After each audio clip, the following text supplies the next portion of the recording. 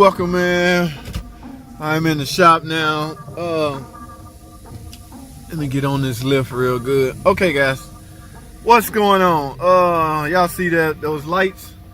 One is a check engine light, and one is a tire light. Never mind the tire light. We're not interested in the tire light.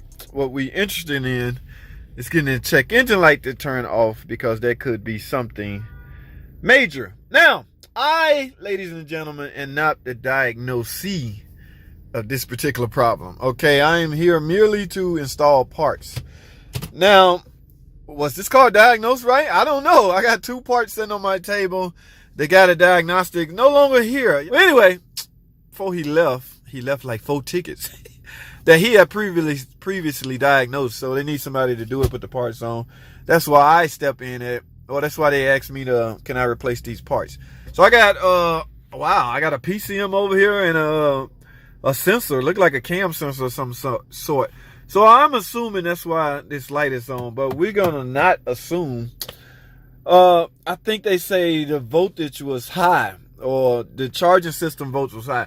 Yes, guys, the PCM has control over charging system. We no longer use regulator. Okay, all of that is done inside the computer. The computer have a way to monitor as well as regulate the alternator's charging capability.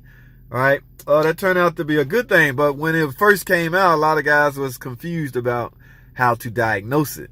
I have come up with the most simplest way to diagnose whether a PCM is responsible for the charging system or not. The simplest way, guys. The next problem I have on that, I will display that information to you subscribers.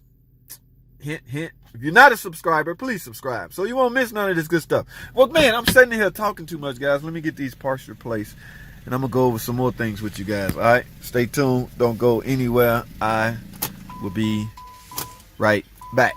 Let's get it. Ooh, righty, guys. Here we are. Yes. I love 4-cylinder. Okay. PCM and a cam sensor. Now, the thing about PCM is pretty obvious. This is right here. Guys, none of these PCMs are plug and play. You will, what is that? You will have to program it, okay, in order to get it to work. We have that capability here. But as far as this cam sensor, I only see one. Where's my parts? All right, I have one cam sensor and a new PCM.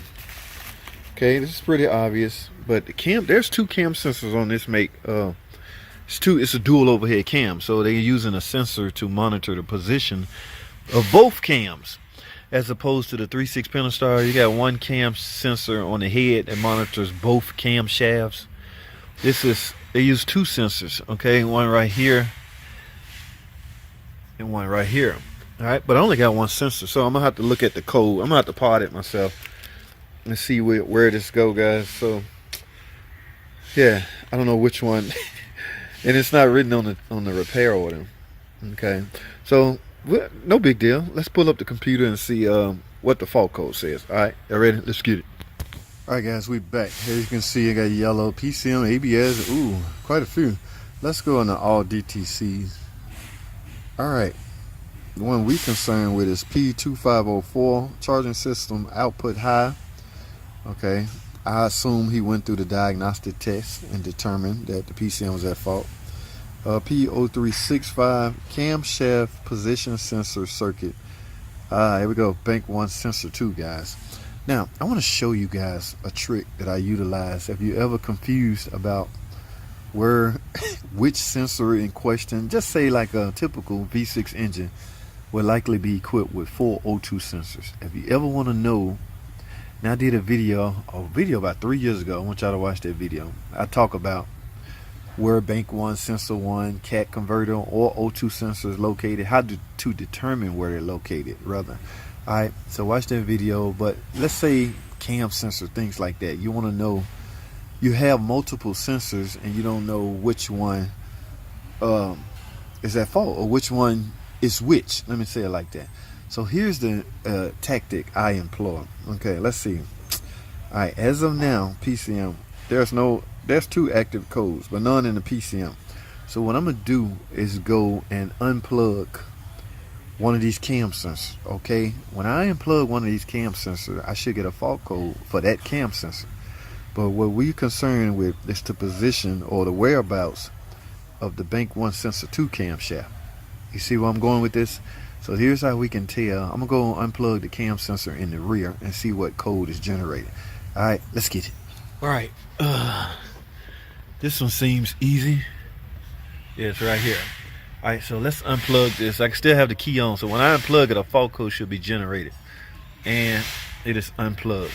Now let's go and see what the fault code is. All right, so the code we had before, guys, was camshaft bank 1 sensor 2, right? Okay, I have the other one unplugged. Oh, it's stored. I have it unplugged. It should go active. My point is, guys, when I unplugged the sensor, this fault code showed up, which tells me the one that I unplugged is not this one, right? Y'all see where I'm going with this? So that's how you can literally tell which sensor is in question. All right, before we had bank 1 sensor 2, right? Now that I unplugged the one in the rear, this is the code to show up now. All right, so the one we're chasing, or the one I'm supposed to replace, happens to be the one in the front, all right, which is bank 1 sensor 2. All right, did y'all get that? I hope y'all got that. Now let's go back to the car. Alrighty, guys, now it has been determined that this is the sensor in question. Just in case, like I say, that was just a quick online mechanic tips to show you guys, if you ever run into that problem, just merely unplug the other sensor in question and see if your fault code changes. That would give you an indication. Now basically, you should educate yourself on this stuff anyway. From the standpoint, you should educate the engine you're working on. Try to get some quick form of education on it, like what camshaft is this, what camshaft is this. This is obviously the exhaust camshaft. This is obviously the intake, because the intake is right here. Now, are they calling this this is not really a bank, because it's not a V engine. This is an inline engine, so it's not really bank. So, but from time to time, automakers would give sensors crazy names, and that has been my way around that, trying to figure out which is which. Now, I do try to educate myself on what is what, but if you're in a hurry, that is a quick way to do that. Now, from what I just did, it's been determined that this is the cam sensor we need to replace. Here's my new cam sensor. Fairly easy, guys. There's a 10mm bolt, as you can see. I'm going to be holding it right up under here. I have my speed drill right here. I'm just going to go down under here, take a cheat route, that bolt right there, and just unscrew it and take it out. Alright, guys, so I have the old one out. Like I say, it's similar, and this is what was diagnosed. So I'm not gonna film the rest of this, guys. I'm gonna wrap this video up. We'll just call this a locational video on how to determine where certain parts are. Okay, by using that simple hack online mechanic tips, you should be able to tell. By doing what I did, you should be able to tell which sensor is in question. If you're faced with a, well, which one is it? If you're faced with that scenario. Okay, guys, that's all I have. I'm gonna get this in, reset this thing. Remember, I got to replace that. I'm gonna reset and then go test drive. Always test drive it. No matter if you was given parts and said put it on. Remember, at the end of the day, guys, you signing off on this. All right, you're getting paid. He's no longer here. I'm getting paid for the job, which means it's now in my hands. Even just say hypothetically, if the diagnosis is wrong, it's now on me to find out what's wrong with it. All right, so yes, you're not out of the loop just because you didn't diagnose it. I mean, yeah, you have the luxury of saying, well, I didn't diagnose it, but that's only going to go so far. That's only going to take you so far, because the next phrase out of your manager's mouth then is going to be, well, go find out what's wrong with it.